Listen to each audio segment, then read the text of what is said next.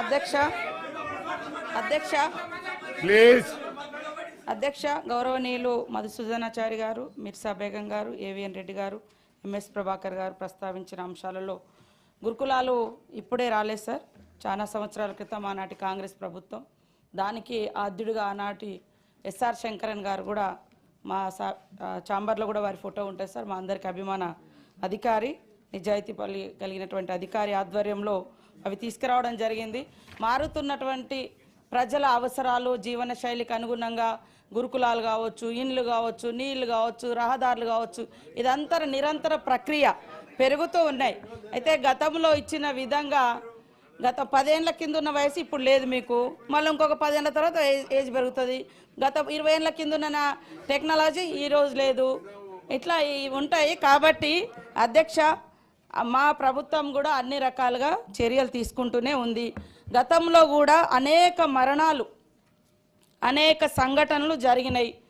ఇది కొత్త కాదు, కానీ ఇది చివరిది కావాలని మాత్రం మనస్ఫూర్తిగా కోరుకుంటున్నాం.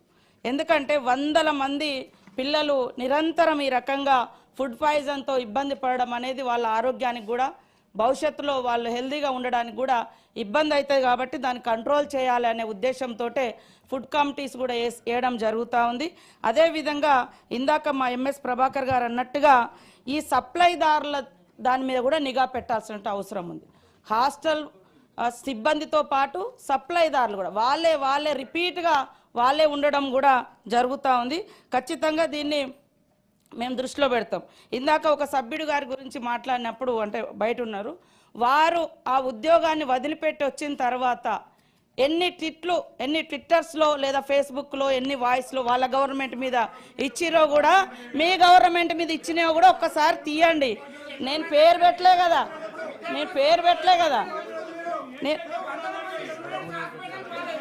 మీ ప్రభుత్వంలో 2014 నుంచి 23 వరకు 70 ఘటనలు మాకు వచ్చినాయి. చాలా ఉన్నాయి. 70 ఘటనలో 5,024 మంది అస్వస్థకు గురైనరు. అరే ఉన్న విషయం చెప్తే నవీన్, ప్రతిదానికి ఇదేనా మీ గొడవ? ప్రతిదానికి ఇదేనా గొడవ? Madhu, please SIT down. మీరు కూర్చోండి. ఎవరు రావడం లేదు అంటున్నారు. అంటే మీరున్నప్పుడే గొప్ప, ఇంకెవ్వరు పరిపాలించడం తప్పు, బాగాలేదు అనడం తప్పు. 78,000 అప్లికేషన్స్ పెండింగ్ లో ఉన్నాయి అధ్యక్ష. 78,000 మంది 5th క్లాస్ వాళ్ళు మరి రెసిడెన్షియల్ స్కూళ్ళ కోసం అప్లికేషన్స్ పెట్టుకుంటే పెండింగ్ ఉన్నాయి. మీకు కావాలంటే డీటెయిల్స్ కూడా ఇవ్వడం జరుగుతుంది అధ్యక్ష. కాబట్టి ఈరోజు ఆశ్రమ స్కూళ్లను బలోపేతం చేస్తాం. అదేవిధంగా మరి శైలజ గారి గురించి, అమ్మాయి గురించి కూడా చెప్పారు. వాస్తవానికి మేము అన్ని రకాలుగా ప్రికాషన్స్ తీసుకున్నాం, మంచి ట్రీట్మెంట్ ఇచ్చినాం. ఇవి నిమ్స్లో 12 లక్షల వరకు కూడా ఖర్చు పెట్టినాం. బతికించాలని ఎంతో తాపత్రయపడ్డాం. మా మంత్రి గారు నిరంతరం, మా దామోదర్ రాజనరసింహన్ అన్నగారు ఎప్పుడు కూడా అందుబాటులో ఉన్నారు. మా ఇద్దరు పొన్నం ప్రభాకర్ గారు, సురేఖమ్మ గారు, వాళ్ళు కూడా నిరంతరం పర్యవేక్షించారు. సీఎం ఆఫీస్ నుంచి కూడా పర్యవేక్షణ చేసిండ్రు. ఈ ఫుడ్ పాయిజన్ కంటే ముందు కూడా ఆమె ప్రైవేట్గా కూడా హెల్త్ చెకప్ చేయించుకున్న దసరా ముందు. ఇది దీపావళి తర్వాత అయింది. తర్వాత అక్కడికి పోనీయలేదంటే అంతకుముందు 2 months బ్యాకే అక్కడ జైనూరులో ఒక ఘటన జరిగింది, ఆసిఫాబాద్లో ఒక ఘటన. అంటే ఉద్రిక్తత ఉండేటువంటి ప్రాంతాలుగా ఆ ప్రాంతంలో కొన్ని కులమతాల కొట్లాటలు జరుగుతూ ఉన్నాయి. ఈ నేపథ్యంలో మేము అక్కడ కొద్దిగా బందోబస్తు మాత్రం ఏర్పాటు చేసిన మాట వాస్తవం. పోకుండా ఎవరిని చేయాలి? మీ ఎమ్మెల్యే గారు పోయినరు. అరే, మీ గవర్నమెంట్లో నిరుద్యోగ యువకులు చచ్చిపోతే కనీసం తల్లిదండ్రులు కూడా కడుపు నిండా చూసుకొని కన్నీళ్లు పెట్టకుండా చేసిన ఘనత మీది. మమ్మల్ని అంటే ఎట్లా? పోనీయకుండా మీ ఎమ్మెల్యే గారు పోయినరు, ఆసిఫాబాద్ కాగజ్ నగర్ ఎమ్మెల్యే గారు పోయారు, మీరు కూడా పోయారు. నేను కూడా నిమ్స్ హాస్పిటల్కు నన్ను కూడా రావద్దు అన్నారు. మేడం ఇప్పుడు సీరియస్ కండిషన్ మీరు చూడొద్దని అదే వారు చెప్పడం జరిగింది. అదే అక్కడ ఉన్నటువంటి పరిస్థితుల రీత్యా అని వాళ్ళ బంధువులు వాళ్ళు వచ్చిర్రు, వాళ్ళంతా కావాలని రాత్రికి చేసింది ఏం లేదు. ఆ అమ్మాయికి కూడా మా తరపున కూడా కొంత హెల్ప్ చేసినాం సార్ వాళ్ళ కుటుంబానికి. అదేవిధంగా అవుట్ సోర్సింగ్ ఉద్యోగం కూడా వాళ్ళ తండ్రికి ఇవ్వడం జరిగింది, ఇందిరమ్మ ఇల్లు కూడా ఇవ్వడం జరిగింది. మీ ప్రభుత్వంలో ఎంతో మంది చనిపోతే ఒక్కరింటికన్నా మీరు పోయి పరామర్శించిర్రా, హెల్ప్ చేసిర్రా, కనీసం ఒక ఉద్యోగం అన్ని ఇచ్చిర్రా, లేదా ఆర్థికంగా ఏమన్నా సహాయం చేసిర్రా? ఈరోజు మాట్లాడుతున్నారు. కాబట్టి నేను అనేది ఏంటంటే ఆ సెక్రటరీ గారు మీ ప్రభుత్వంలో పనిచేసినాక బయటకు వచ్చినాక ఏమేమి విమర్శలు పెట్టిరో అవన్నీ కూడా ఒకసారి తీద్దాము. తప్పకుండా అందరి యొక్క లక్ష్యం ఈ స్కూళ్లను బలోపేతం చేయాలి. దాన్ని ఉద్దేశంలో పెట్టుకొని 16 సంవత్సరాల తర్వాత హాస్టల్ విద్యార్థుల కోసం కాస్మెటిక్ ఛార్జెస్ కూడా పెంచడం జరిగింది. 200% పెంచినాం. డైట్ ఛార్జెస్ కూడా 40% ఆఫ్టర్ 7 years తర్వాత పెంచడం జరిగింది. ఇవన్నీ కూడా మరి బలోపేతం చేయాలి. అట్లనే ఇంటిగ్రేటెడ్ స్కూల్స్ను కూడా మరి తీసుకురావడం జరుగుతూ ఉంది అధ్యక్ష. కాబట్టి అభివృద్ధి అనేది కూడా నిరంతర ప్రక్రియ. కానీ ఇందులో మాకు ఖచ్చితంగా డౌట్స్ ఉన్నాయి, మేము బయటికి తీస్తాం. ఎవరు ఉండదనేది తీస్తాం. చెప్పేది వింటారా మీరు?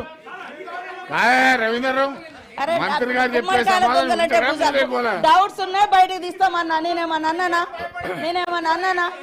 డౌట్స్ ఉన్నాయి బయటికి తీస్తామన్నా. గుమ్మడికాయ దొంగలంటే భుజాలు తెచ్చుకోవడం. అరే నిన్ను అంటలేదు కదా నేను మాట్లాడిన దాంట్లో. కానీ మంత్రి గారు చెప్పండి, క్లోజ్ చేయండి. మాకు లేదండి, మరి మేము అట్టకు కింది వర్గాల నుంచి వచ్చినాం. మీకున్నంత యాక్షన్లు అవి రావు, మాకున్నది ఉన్నట్టుగానే మాట్లాడతాం. డివైడ్ చేసి మాట్లాడతాం అట్లా. ఇప్పుడు వారు ఆన్సర్ ఇస్తున్నారు, ఇవ్వనివ్వండి. ఏం కావాలి? ఏం కావాలి? ఏం కావాలి? ఏం కావాలి? ఏం కావాలి? ప్లీజ్ ప్లీజ్ పెడుతున్నాం కదా. ప్లీజ్ రవీంద్రరావు గారు ప్లీజ్ కూర్చోండి. చెప్పమన్నాడు సార్. మీరు ఉందాతనని ఆయన ప్రశ్నిస్తున్నాడు. ఉందాతనం అంటే ఏంటిది? జరిగింది నేను చెప్పిన. ఇక్కడ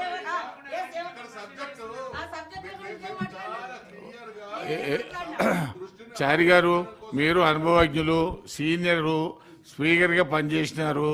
అన్ని విషయాలు మీ దృష్టికి తెలుసు. ప్రతి విషయాన్ని మనం రాద్ధాంతం చేసుకోవడం సభకు గౌరవంగా ఉండదు. మీ ఆన్సర్ క్లోజ్ చేస్తే నెక్స్ట్ క్వశ్చన్కి వెళ్తాను.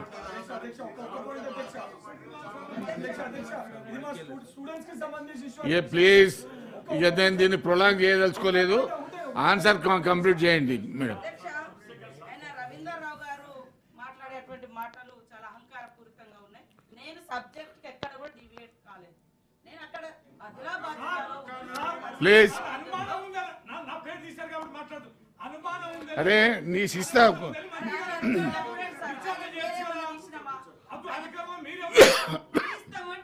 మాకు డౌట్స్ ఉన్నాయి, అవి కూడా బయటకు తీస్తామని చెప్పినాం. మీరు ఎందుకంత తొందరపడతా ఉందా? ప్రభుత్వానికి ఎంక్వైరీ చేసే అధికారం ఉంది, మీరు చేయండి. ఎవరు వద్దంటలేరు కదా, అందుకనే మీరు కంక్లూడ్ చేయండి. తప్పకుండా జరుగుతుందని ప్రాసెస్. కాబట్టి హాస్టల్ విద్యార్థిగా నేను కూడా 4th క్లాస్ నుంచి 10th క్లాస్ వరకు 3 గర్ల్స్ హాస్టల్లో చదువుకున్న విద్యార్థుల బాధలు తెలుసు. కాబట్టి నిరంతరం మేము హాస్టల్స్ విజిట్ చేస్తున్నాం. దాన్ని దృష్టిలో పెట్టుకొని మా సీఎం గారు డైట్ ఛార్జెస్ 7 years తర్వాత మీరు పెంచలేదు, అప్పుడు మేము పెంచినాం. 16 years తర్వాత కాస్మెటిక్. ఎందుకంటే రోజు అన్ని రేట్లు పెరుగుతున్నాయి కానీ విద్యార్థులకు సంబంధించిన వాడేటువంటి మరి కాస్మెటిక్స్ కానీ డైట్స్ కానీ పెరగలేదని పెంచడం జరిగింది. ఇది ఒక గుడ్ స్టెప్. ఇవన్నీ మేము తీసుకుంటా ఉన్నాం. అదే విధంగా మధ్యాహ్నం భోజనంలో కూడా 3 కోడిగుడ్లు కూడా ఇవ్వడం జరుగుతుంది సార్. అదే విధంగా హెల్పర్స్ కోసం కేంద్ర ప్రభుత్వం నుంచి 600 రూపాయలు ఇస్తుంది. మిగతా 2400 రూపాయలు రాష్ట్ర ప్రభుత్వం భరిస్తుంది. అదే విధంగా 54,201 మంది వంటవారు పని చేస్తా ఉన్నారు సార్.